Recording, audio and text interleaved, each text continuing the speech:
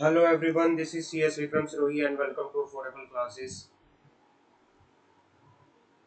आज हमारा CSCET का बिजनेस कम्युनिकेशन के अंदर थर्ड चैप्टर हम शुरू करेंगे। बिजनेस कम्युनिकेशन के अंदर हमारा चैप्टर नंबर थर्ड स्टार्ट होगा, जिसका नाम है comprehension of passage. Comprehension of passage and art of summarizing. Art of summarizing, comprehension of passage and art of summarizing, हम ये वाला बात करेंगे इस वाले चैप्टर के अंदर। स्टार्ट करते हैं सबसे पहले इंट्रोडक्शन से। कॉम्प्रीहेंशन पैसेज क्या होता है, कॉम्प्रीहेंशन का मीनिंग क्या होता है। जो ये कॉम्प्रीहेंशन है, कॉम्प्रीहेंशन, इसका मीनिंग क्या होता है। इसका मीनिंग ये होता है कि भाई जो आप सुनते हो, what you listen, जो आप सुनते हो, एंड या फिर what you read, जो आप पढ़ते हो, जो आप सुनते हो, जो आप पढ़ते हो, अगर वो आपको समझ आ रहा है, आपके समझने की वो ability, what you listen and the what you read, इनको क्या करने की आपकी क्या है, अगर एबिलिटी है, ability of understanding, ability of understanding, ability of understanding है, इट इज कोल्ड क्या, इट इज कोल्ड आपका comprehension. Comprehension, it is cold comprehension. मतलब comprehension means the ability to understand what you listen and ability to understand what you read। Clear है। comprehension क्या होता है इसका, it is an exercise। comprehension क्या होता है, it is an exercise किस चीज के लिए, to improve the one is ability to understand a language। Comprehensive passage जो होते हैं, कई बार कॉम्प्रीहेंसिव पैसेज दिए जाते हैं, वो किस लिए दिए जाते हैं कि भाई एक पर्सन की to improve the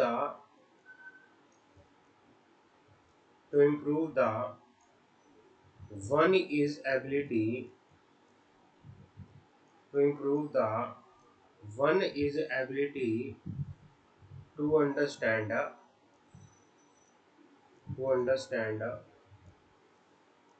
language, to improve one is ability to understand language. Clear है। ये होता है हमारे पास वही कॉम्प्रीहेंशन, एबिलिटी टू अंडरस्टैंड होता है, what you listen, what you heard. और दूसरा क्या होता है, इट इज एक्सरसाइज, जिससे क्या होता है एक पर्सन की टेस्टिंग की जाती है, उसकी एबिलिटी की टेस्ट की जाती है कि भाई वो क्या करे, भाई वो कितनी एबिलिटी है उसकी एक लैंग्वेज को अंडरस्टैंड करने। कॉम्प्रीहेंशन टेस्ट के अंदर क्या होता है, कॉम्प्रीहेंशन टेस्ट के अंदर, कॉम्प्रीहेंशन टेस्ट के अंदर क्या होता है, आपको एक अनसीन पैसेज दिया जाता है, यू आर गिवन। जैसे पेपर में होता था एक पूरा कॉम्प्रीहेंशन पैसेज आता था, जिसमें एक पूरा पैरा आता था, उस पैरे में से आपको आंसर निकालने होते थे पढ़ के समझ के, वो होता था कॉम्प्रीहेंशन पैसेज। आपको एक क्या दिया जाता है, you are given an unseen passage, you are given an unseen passage or a paragraph। आपको एक अनसीन पैसेज, आपको एक पैराग्राफ दिया जाता है, समझ आ गई, These paragraphs show the idea or mood concerning issue, their solution that author provide. Your main task to answer the question asked from the passage. Comprehension passage आपने पढ़ा है, एक पूरा पैरा आता था जिसमें से आपको क्या कुछ क्वेश्चन दिए होते थे और उस पैरे को पढ़ के आपको आंसर लिखने होते थे, वो होता है कॉम्प्रिहेंशन पैसेज। पर्पस क्या होता है, किसी पर्सन की एबिलिटी ऑफ अंडरस्टैंडिंग लैंग्वेज को क्या करना, टेस्ट करना। किसी पर्सन की एबिलिटी ऑफ अंडरस्टैंडिंग को टेस्ट करना, भाई किसी पर्सन ने जो पढ़ा है, जो किसी पर्सन ने सुना है, अगर वो उसको समझने की उसके अंदर एबिलिटी है, it is called the comprehension, it is called comprehension. Clear है, समझ आ गई? आगे बढ़ते हैं,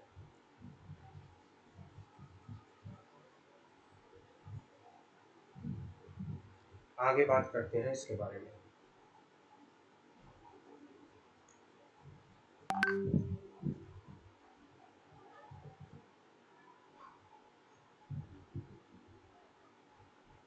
Important strategy to solve comprehension passage.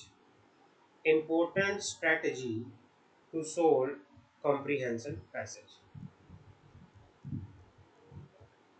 Important strategy to solve comprehension passage. क्या स्ट्रेटेजी है? आपको अगर मान लो कोई पैरा दे दिया, आपको कोई पैरा दे दिया और पैरा देने के बाद आपको कोई क्या दे दिया, पैरा दे दिया, और पैरा देने के बाद क्या हुआ,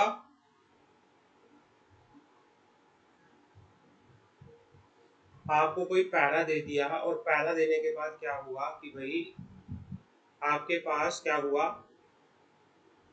अब क्या स्ट्रेटेजी रहेगी उस पैरे को सोल्व करके उसके आंसर देखने की।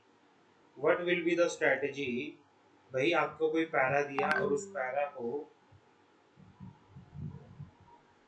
सोल्व करने के बाद आपकी क्या स्ट्रेटेजी रहेगी?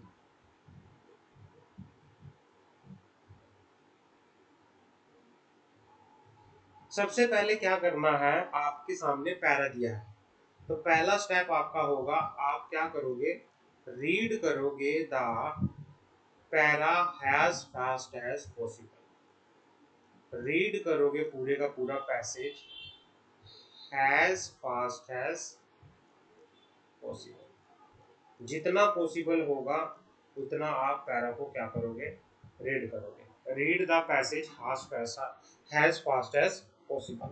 पैरा को पहले क्या करोगे, पूरे का पूरा रीड करोगे। दूसरा क्या करोगे, get thoroughly involve with the paragraph to understand it. पूरे का पूरा पैरा जैसे आप पढ़ोगे तो थोड़ा उसको क्या करोगे, अंडरस्टैंड करोगे कि पैरा किस बारे में है। उस पैरे को थोड़ा सा क्या करोगे, थोरली इन्वॉल्व करोगे, thoroughly involve the paragraph to understand it. फिर पैरे को क्या करोगे, प्रॉपरली अच्छे से, फिर पैरा को क्या करोगे, प्रॉपरली अच्छे से अंडरस्टैंड करोगे, उसको एक थोरली अंडरस्टैंड करोगे। इंपॉर्टेंट लाइन को क्या करोगे, अंडरलाइन करोगे, अंडरलाइन किया जाएगा। इंपॉर्टेंट लाइन अंडरलाइन किया जाएगा, इंपॉर्टेंट लाइंस और part of the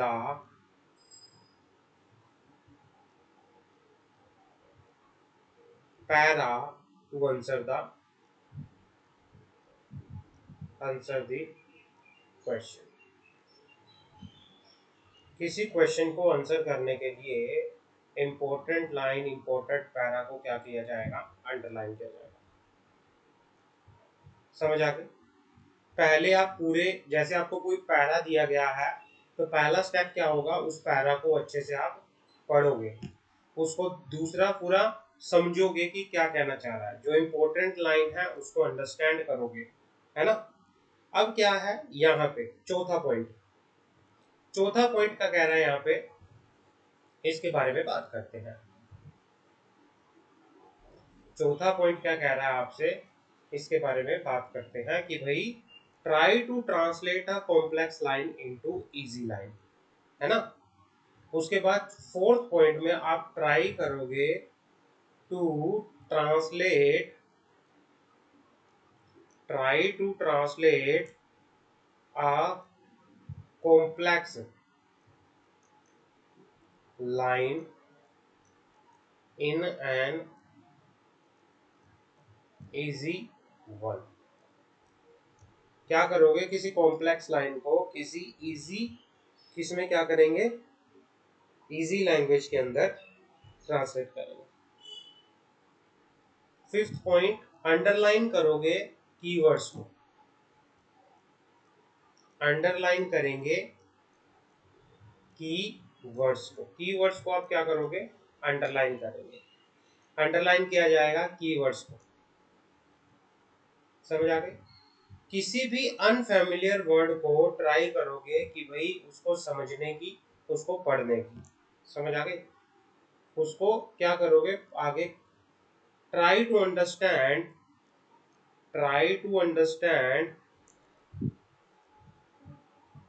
try to understand the unfamiliar word, try to understand the unfamiliar words, किसी अनफेमिलियर वर्ड को अंडरस्टैंड करने का ट्राई करोगे। डिटरमाइन किया जाएगा main idea, determine the main idea, tone, mood, इन सबको क्या किया जाएगा, डिटरमाइन किया जाएगा। Do not assume anything based on your personal belief, कुछ भी ऐसा नहीं है जो आप अपने पर्सनल बिलीफ के ऊपर अज्यूम कर लो, समझ आ गई। भाई दोबारा से अगर आपको कोई डाउट आ रहा है, दोबारा से क्या करो, पैराग्राफ को पढ़ो और क्वेश्चन को रीड करो और उसके अकॉर्डिंगली जो भी अप्रोप्रिएट आपको चीज लगती है वो उसके आंसर डाल दो। तो कोई भी पैरा है, कोई भी कॉम्प्रीहेंशन पैरा है, कॉम्प्रीहेंशन पैरा के लिए आपको सबसे पहले क्या क्या चीजें ध्यान रखनी है। सबसे पहले आपको पैरा को पढ़ना है, उसको समझना है, इंपॉर्टेंट चीज को अंडरलाइन करना है। कॉम्प्लेक्स लाइन है, कोई कॉम्प्लेक्स क्या है, कोई ये लग रहा हो कि कोई कॉम्प्लेक्स लग रही है आपको लाइन, उसका क्या करना है, इजी मीनिंग निकालना है, कीवर्ड को अंडरलाइन करना है। कोई अनफेमिलियर वर्ड है उसको ट्राई करो अंडरस्टैंड करने का, समझ आ गई। कोई आइडिया, कोई टोन, कोई मोड, कोई रीजनिंग हो, उसको डिटरमाइन करो कि किसके बेसिस पे ये बोल रहा है। अपने बिलीफ के बेसिस पे कुछ भी अज्यूम मत करो। कोई डाउट है तो दोबारा से पैरा को पढ़ो और क्वेश्चन को अच्छे से रीड करो, जो भी क्वेश्चन है, और उसके बेसिस पे फिर जो आपको सबसे सही लग रहा है उसको अपना ध्यान में रखो, समझ आ गई। अब पॉइंट टू रिमेंबर, जब भी आपके जैसे आपके 12th क्लास में इंग्लिश के पेपर में मान लो पैरा आता था, जैसे पैरा आता था और आपको 5 क्वेश्चन दे दिए जाते थे और उस पैरा में से आपको क्या करना था, रीड करके उस आंसर क्वेश्चन का आंसर देना था, ठीक है ना। अब क्या है, things to remember, things to remember, things to remember, आपको कौन कौन सी चीजें हैं जो ध्यान रखनी है। Things to remember,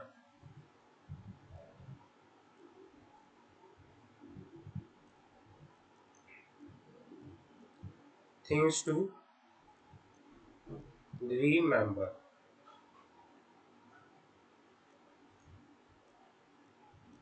things to remember.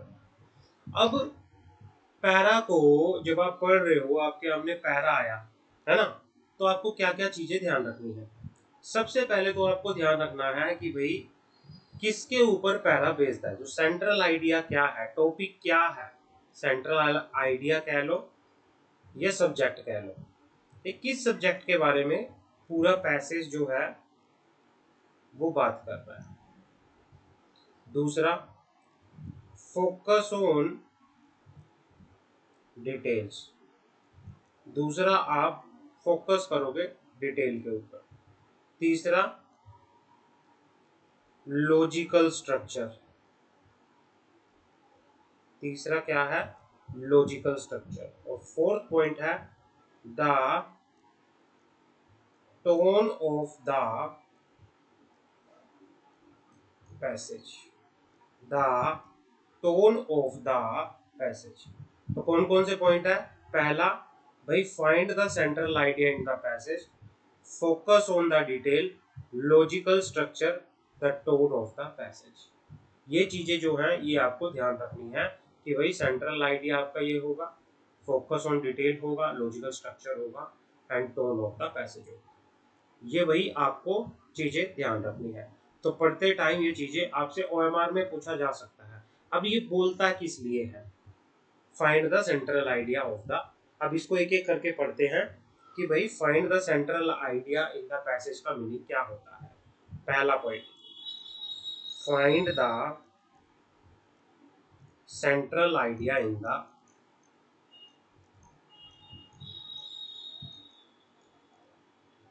Passage. इसका मीनिंग क्या होता है? It is important to get an overall understanding of the passage. कि भाई क्या है, जब आप पैरा पढ़ रहे हो, ऐसा तो नहीं है कि आपको पैरा दे दिया और उस पैरा में से आपको क्वेश्चन निकालने हैं, आंसर निकालने हैं। पहले आप पैरा को पूरा पढ़ोगे ना। तो सबसे इंपॉर्टेंट क्या होता है? Important to understand the important to understand the para. जो भी पैसेज दे रखा है आपको, उसको क्या करोगे? उसको प्रॉपरली अच्छे से अंडरस्टैंड करोगे और मेंटली क्या करोगे? अपने दिमाग में ही सारे का सारा एक नोट प्रिपेयर कर लोगे कि भाई कौन सी कैटेगरी किससे बिलोंग करती है। समझ आ गई? क्लियर है? तो the topic should be obvious to you in the first 5 line of the passage. आपको जो पैरा की पहली 5 लाइनें होती है उसी में पता चल जाएगा कि किस टॉपिक के बारे में ये बात करता है, और वो हेल्प करेगा आपको आपके क्वेश्चंस को सोल्व करने में। समझ आ गया? भाई टॉपिक का आपको पहली 5 लाइनों में, पैरा की पहली 5 लाइनें होती है उसी में ही पता चल जाएगा कि भाई ये किस बारे में बात कर रहा है। ठीक है ना? आपको एक मेंटली क्या करना है, दिमाग में एक नोट प्रिपेयर कर लेना है कि भाई कौन सी चीज इंपॉर्टेंट है, कौन सी नहीं है। उसके बाद क्या करोगे? Focus on detail. Focus on detail. Sometime question in reading comprehension might be related to extremely specific detail in the package. In such a situation, questions are often direct and can be easily attempted. However, to do this, one must be able to sort such detail of passage without wasting too much time on skimming or reading the passage again. So it is advisable to note down the some point that may feel important to you. You can do this while reading the passage. You will get the better hold of what is important and what you। मतलब ये कहना चाह रहा है कि focus on detail का मतलब क्या है कि जब आप पैरा को पढ़ रहे हो, when you are reading the para, जब आप पैराग्राफ को पढ़ रहे हो, तो पैराग्राफ को पढ़ते टाइम, जब आप पैराग्राफ को पढ़ रहे हो तो पैराग्राफ को पढ़ते टाइम आपको क्या करना है? सारी चीजें जब आप पढ़ोगे तो उन चीजों में आपको क्या करना है? पढ़ते टाइम जो इम्पोर्टेंट पार्ट है, जो इम्पोर्टेंट पार्ट है उसको साथ के साथ क्या कर लेना है? हाईलाइट कर लेना है, अंडरलाइन कर लेना है।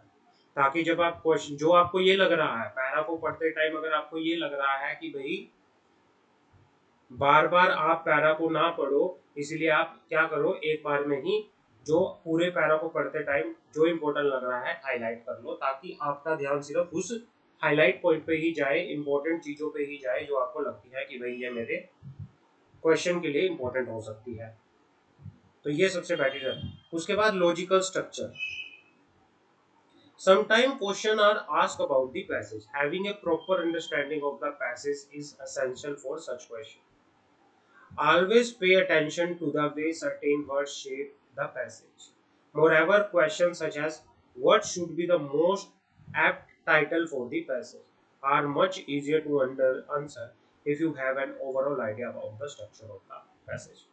भाई सबसे पहले कई बार क्या होता है, आपके क्वेश्चन जो होते हैं वो पैरा पे पूरी तरह से बेस्ड होते हैं, है ना, किसी पैसेज के बारे में। आपको अगर आपको अगर अपने पैरा की पूरी क्या है अंडरस्टैंडिंग है, अच्छे से आपको पता है कि कौन सा जो वर्ड है वो इम्पोर्टेंट है मेरे पैराग्राफ में, अगर आपको पता है तो आप आराम से क्या कर सकते हो, अपना आंसर दे के यहाँ पर चल सकते हो। The tone of passage, this is perhaps the most difficult aspect of the passage, but there are certain way to solve the question like this। आपको याद करना है, ऑप्शन OMR में आपसे पूछ सकता है कि पॉइंट टू रिमेंबर क्या है, find the central idea of the passage, focus on the detail, logical structure, tone of passage. ये आपको हेडिंग याद कर लेने हैं अच्छे से। हेडिंग क्यों याद कर लेना है, क्योंकि आपसे OMR में पूछ सकता है। वो हेडिंग आपको क्यों याद कर लेने हैं, क्योंकि वो आपसे OMR में पूछ सकता है, वो डेफिनेटली आपसे पूछ सकता है। क्लियर है। अब बात करते हैं स्किल्स की क्या जरूरी, जब भी कोई पर्सन कॉम्प्रीहेंशन पैसेज को क्या कर रहा है, सोल्व कर रहा है ना। कॉम्प्रीहेंशन है भाई, किसी भी कॉम्प्रीहेंशन पैसेज को समझने के लिए आपको कौन कौन से स्किल्स का होना बहुत जरूरी है। पहला, लॉजिकल एबिलिटी होनी चाहिए, फ्लुएंसी होनी चाहिए, इंटरफेरेंस पावर होनी चाहिए, एनालिटिकल एबिलिटी होनी चाहिए, रीजनिंग एबिलिटी होनी चाहिए, सेंटेंस कंस्ट्रक्शन होना चाहिए, रीडिंग स्पीड होनी चाहिए, वोकैबुलरी पावर होनी चाहिए, वर्किंग मेमोरी एंड अटेंशन होनी चाहिए। ये स्किल आपके पास होने चाहिए अगर आपको किसी कॉम्प्रीहेंशन को क्या करना है, सोल्व करना है।